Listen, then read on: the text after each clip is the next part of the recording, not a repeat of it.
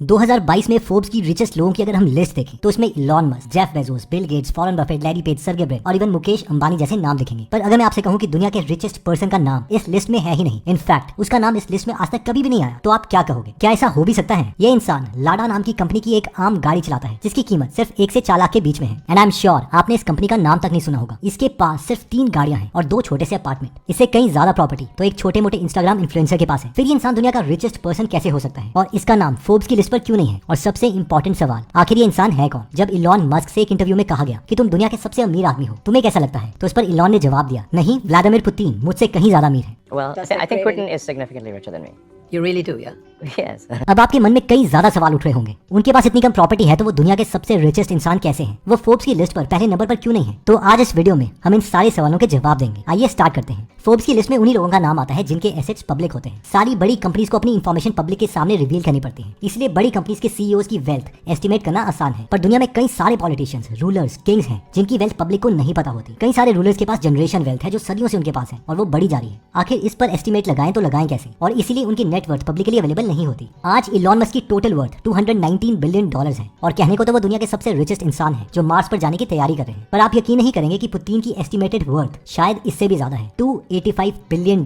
On paper देखे तो Putin एक साधारण आदमी है जिसकी एक आम पॉलिटिशियन की सैलरी है साल के सिर्फ $1,40,000, जो कि दुनिया के सबसे पावरफुल लीडर्स में से एक होने के लिए काफी कम है। और असली नॉलेज कई सोर्सेज से पता करके सामने आई है जो कि इससे बिल्कुल अलग है। पुतिन के पास असली में 700 गाड़ियां हैं, 58 प्लेन्स और हेलीकॉप्टर्स हैं। उसका एक प्राइवेट एयरक्राफ्ट है द फ्लाइंग क्रेमलिन, जिसके अंदर बेडरूम्स, बार, यहाँ तक कि जिम भी है। इस एयरक्राफ्ट के अंदर जो बाथरूम में टॉयलेट्स हैं, उसकी सीट गोल्ड की बनी हुई है। उसकी एक गाड़ी $7 लाख की है, जितनी उनकी ऑफिशियल सैलरी है उससे 6 गुना ज्यादा। पुतिन का पैलेस $1 बिलियन में बनाया गया है। वैसे तो वो एकदम डिनाई करते हैं कि ये पैलेस उनका है, लेकिन रशिया के ऑपोजिशन लीडर ने एक डॉक्यूमेंट्री बनाई है और पुतिन को एक्यूज किया है कि वो पैलेस उन्हीं का है और वो ये बात पब्लिक से छुपा रहे हैं। वैसे कहा जाता है कि ये पैलेस सिर्फ $350 मिलियन का बना है, ना कि $1 बिलियन का, और किसी और के नाम पर है। रशिया गवर्नमेंट का कहना है कि एक नहीं बल्कि कई सारी रशियन बिजनेसमैन की इस पैलेस में ओनरशिप है और वो कौन है वो इस नॉलेज को रिवील नहीं कर सकते। पर रशियन ऑपोजिशन का कहना है कि जो पैलेस के ऑफिशियल पेपर्स हैं उनमें ये पैलेस $350,000 का बिका है, ना कि $350 मिलियन का। इससे ये साबित होता है कि ये डील एकदम नकली है और दिखावे के लिए ये पेपर्स बनवाए गए हैं। ये डॉक्यूमेंट्री आपको यूट्यूब पर भी मिल जाएगी। पैलेस में जो भी वर्कर काम करते हैं कोई ऐसा सेलफोन कैरी नहीं कर सकते जिसमें कैमरा हो, ताकि पैलेस की पिक्चर्स लीक ना हो सके। और पैलेस एकदम नो फ्लाइंग जोन में है, यानी कोई भी नॉर्मल सिटीजन इसके ऊपर से कोई भी एयरक्राफ्ट नहीं उड़ा सकता, ना ही कोई ड्रोन।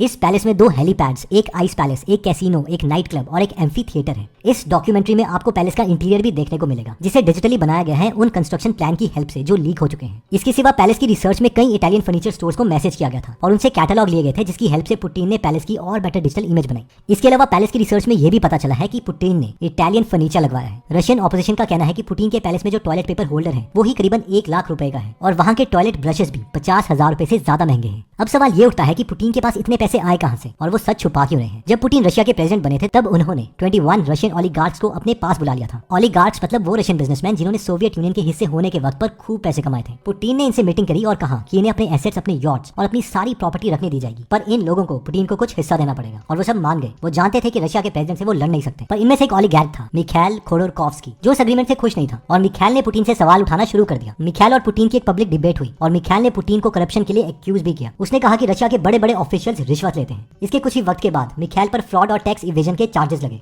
उसे ऑलमोस्ट 10 सालों की सजा सुनाई गई और उसे साइबेरिया के एक लेबर कैंप में भेजा गया, जहां उसे दिन में 16 घंटे तक काम करना पड़ता था। जी हाँ, एक रशियन बिलियनियर के साथ भी ऐसा हो सकता है अगर उसका सामना रशिया के प्रेसिडेंट से हो रहा है। इनफैक्ट उस समय तो कहा गया था कि मिखाइल रशिया के सबसे अमीर आदमी है, पर वो पैसा भी पावर के आगे किसी काम का नहीं था। जब मिखाइल की सजा पूरी हुई तो उसने कहा कि अब वो पॉलिटिक्स और बिजनेस के बारे में बात नहीं करेगा। आज वो रशिया में नहीं रहता है बल्कि लंदन में है। मिखाइल की सजा के बाद सब ओलिगार्क्स जान गए थे कि पुतिन क्या कर सकता है और उससे पंगा लेने का मतलब क्या हो सकता है। पुतिन ने सब ओलिगार्क को फिर से बुलाया और इस बार अपने प्रॉफिट्स का 50% कट मांगा और ये 50% उसने गवर्नमेंट या किसी और ऑर्गेनाइजेशन के लिए नहीं बल्कि सिर्फ अपनी जेब भरने के लिए मांगे थे। बिल बाउडर, जो कि एक अमेरिकन फाइनेंसर है, उनका कहना है कि इस डील के दौरान पुतिन ने रिश्वत से $200 बिलियन कमाए और ये आज की नहीं 2000 की बात है। और इसीलिए इसमें कोई हैरानी नहीं है कि $285 बिलियन आज उनकी नेटवर्थ कैसे है, क्योंकि इतने सालों में 200 बिलियन को आसानी से $285 बिलियन किया जा सकता है। पुतिन अपनी नेटवर्थ इसीलिए छुपा रहा है क्योंकि ये पैसा करप्शन से आया है और ये कोई मामूली करप्शन नहीं है, बल्कि शायद दुनिया की सबसे करप्ट डील्स की बात हो रही है। शायद ही दुनिया में किसी ने इससे ज्यादा रिश्वत ली होगी। गैरी कैस्परोव, जो कि रशिया के चेस ग्रैंड मास्टर हैं और वर्ल्ड चैंपियन रह चुके हैं, वो कहते हैं कि पुतिन के रशिया में फेक न्यूज का दूसरा नाम ही न्यूज है। लेकिन पुतिन इस सारी नॉलेज को छुपाता कैसे है? वो कैसे इतनी प्रॉपर्टीज का मालिक हो सकता है और कह सकता है कि वो उसका मालिक नहीं है? इसका जवाब है डी फैक्टो पोजेशन। दरअसल पुतिन के सारे एसेट्स उनके नाम पर नहीं लिए गए हैं। उसके कई सारे एसेट्स उनके खास दोस्तों के नाम पर लिए गए हैं। डी फैक्टो पोसेशन यानी कि जो एसेट्स होते हैं वो किसी और के नाम पर लिए होते हैं, लेकिन उनका एक्चुअल कंट्रोल पुतिन के हाथ में है। पर अब सवाल ये उठता है कि ये सब हमें पता कैसे है। साल 2021 में पेंडोरा पेपर्स लीक हुए थे। ये वो डॉक्यूमेंट्स थे जिसमें कई सारे अमीर लोगों की फाइनेंशियल इन्फॉर्मेशन लीक हुई थी। इसमें उस वेल्थ के बारे में लिखा था जो ऑफशोर है, यानी कि किसी दूसरे देश में रखी गई थी, ताकि उनके खुद के देश में उनसे उनके वेल्थ के बारे में क्वेश्चन ना पूछे जाए। इस लिस्ट में कई सारे वर्ल्ड लीडर्स के नाम थे, चाइल्ड के प्रेसिडेंट, केन्या के प्रेसिडेंट, यूक्रेन के प्रेसिडेंट, यहाँ तक कि अनिल अंबानी, सचिन तेंदुलकर और जैकी श्रॉफ का नाम भी इसमें इंक्लूडेड था। पर पुतिन का नाम तो इन पेपर्स में नहीं था, लेकिन पुतिन से जुड़े हुए 3 खास लोगों का नाम इसमें था। इनमें से एक थी स्वितलाना क्रिवोनोगिक, जिनका पुतिन के साथ अफेयर चल रहा था। पुतिन की एक्स वाइफ का कहना है कि पुतिन और स्वितलाना की एक बेटी भी है। स्वितलाना के अलावा पुतिन के खास 2 दोस्तों का नाम भी इन पेपर्स में था। दरअसल पुतिन के एसेट्स इनके नाम पर लिए गए थे, लेकिन उनका एक्चुअल कंट्रोल पुतिन के अंडर है। इसके सिवा कुछ ऐसे ही 2016 में भी हुआ था, जब पनामा पेपर्स लीक हुए थे और कई सारे गवर्नमेंट ऑफिशियल्स को एक्सपोज किया गया था। तब भी पुतिन का नाम पेपर्स में नहीं था, पर उसके कुछ खास दोस्तों का नाम इसमें जरूर मिला था। इनमें से एक थे पुतिन के बेस्ट फ्रेंड सर्गे रोल्डोगिन। वो है सिर्फ एक म्यूजिशियन, ना कि कोई बड़े बिजनेसमैन, और शायद इसलिए पुतिन ने इन्हें चुना अपने एसेट्स को छुपाने के लिए। अगर वो पैसा सच में उनका है तो वो शायद इस दुनिया के सबसे रिचेस्ट म्यूजिशियन होंगे। पर सच तो यह है कि वो भी बस पुतिन के एक अकाउंट होल्डर हैं। जब पुतिन से पूछा जाता है कि उनके पास कितने पैसे हैं, तो वो बहुत ही डिप्लोमेटिक आंसर देते हैं। वो कहते हैं कि वो बहुत अमीर हैं, सिर्फ रशिया में नहीं बल्कि पूरी दुनिया में। और वो इसलिए अमीर है क्योंकि रशिया के लोगों ने रशिया जैसे बड़े देश को उनके हाथों पर दिया है, और वो समझते हैं कि यही उनकी सबसे बड़ी दौलत है। पूरा सच क्या है वो कोई नहीं बता सकता, पर हाँ, कुछ सालों पहले बिल ब्राउडर का कहना था कि पुतिन की इतनी वेल्थ है जितनी जेफ बेजोस और बिल गेट्स की मिलाकर भी नहीं है। और आपको ये जानकर हैरानी होगी कि पुतिन काफी गरीबी में पला बड़ा है। उनके डैड एक फैक्ट्री में काम करते थे और उनकी माँ सड़क पर झाड़ू लगाती थी। वो एक ऐसे अपार्टमेंट में रहते थे जहाँ और भी फैमिलीज थी। वहाँ गर्म पानी भी नहीं आता था और बहुत सारे चूहे दौड़ते रहते थे। पर आज उसके पैलेस में ड्रेसिंग टेबल भी 15 करोड़ का है। बिल ब्राउडर, जिन्होंने पुतिन का सच दुनिया के सामने लाने की कोशिश की, उन्हें 2005 में रशिया ने एक नेशनल सिक्योरिटी थ्रेट डिक्लेयर कर दिया और उनका रशिया जाने पर बैन लगा दिया। उल्टा पुतिन ने ब्राउडर पर आरोप लगाया कि उसके बिजनेस एसोसिएट्स ने अपने टैक्सेस पे नहीं किए हैं। वो समझते हैं कि पुतिन चाहते हैं कि वो लीगली ब्राउडर को रशिया लेकर आए और फिर रशिया में जेल में मार दें। इसके लिए वो एक इंटरपोल अरेस्ट वारंट इशू करना चाहते हैं, यानी एक ऐसा इंटरनेशनल डॉक्यूमेंट जो बहुत ही वांटेड लोगों के खिलाफ होता है, जिससे उस इंसान को किसी भी कंट्री से डिटेन किया जा सकता है। इससे ब्राउडर को आसानी से रशिया में मारा जा सकता है। इससे पहले उनके लॉयर सर्गे मैग्नाइट्स्की को भी एक रशियन प्रिजन में टॉर्चर किया गया था और मेडिकल ट्रीटमेंट ना मिलने के कारण उनकी मौत हो गई थी। मैग्निट्स्की ने रशियन करप्शन एक्सपोज किया था और जेल में रहने के 1 साल के अंदर अंदर उन्हें पैंक्रीटाइटिस हो गया था। उन्हें अपनी फैमिली मेंबर से मिलने की भी परमिशन नहीं थी। रिपोर्टर्स का कहना था कि मैग्निट्स्की ने मौत के 5 दिन पहले कंप्लेन किया था कि उन्हें पेट में बहुत दर्द हो रहा है। मरने से पहले वो हर 3 घंटे उल्टी करते थे। जब उन्हें मेडिकल यूनिट में ले जाया गया तो डॉक्टर ने कहा कि वो एक बैग के पीछे छुपकर रह रहे थे, क्योंकि उन्हें डर था कि कोई उन्हें मार देगा। उन्हें बस एक पेन किलर दिया गया और उनकी दिमागी हालत को मॉनिटर करने लगे। 2 घंटे के बाद वो मर चुके थे। उनकी प्रिजन डायरी में लिखा था कि उन्हें कई बार कन्विंस करने की कोशिश की गई थी कि वो गवर्नमेंट के खिलाफ सफाई ना दे, पर वो बार बार मना करते थे, जिसके कारण उन्हें जेल के और खतरनाक सेल्स में ले जाया जाता था। अगर उन्हें सही वक्त पर सही मेडिकल ट्रीटमेंट मिला होता तो उनकी जान जरूर बच जाती। पुतिन एक पावरफुल आदमी है और वो कुछ भी कर सकते हैं। एक बार एक रशिया मीडिया आउटलेट ने ये खबर छापी थी कि पुतिन ने अपनी वाइफ को डाइवोर्स कर दिया है और अब उनकी शादी एक ओलंपिक गोल्ड मेडलिस्ट से होने वाली है। कुछ ही वक्त के बाद इस न्यूज़पेपर को बंद करवा दिया गया। किसी को भी फ्रॉड चार्जेस में या टैक्स इवेजन चार्जेस में फंसाना रशिया के प्रेसिडेंट के लिए बहुत आसान है। और इंटरेस्टिंग बात यह है कि पुतिन को 2 बार नोबेल प्राइज विनर के लिए भी नॉमिनेट किया जा चुका है। रशियन ओलिगार्क्स हैं तो बहुत अमीर, लेकिन वो पैसा भी किसी काम का नहीं अगर वो पुतिन के दोस्त ना हो। पावर से पैसा जरूर मिलता है, पर सिर्फ पैसे से पावर नहीं।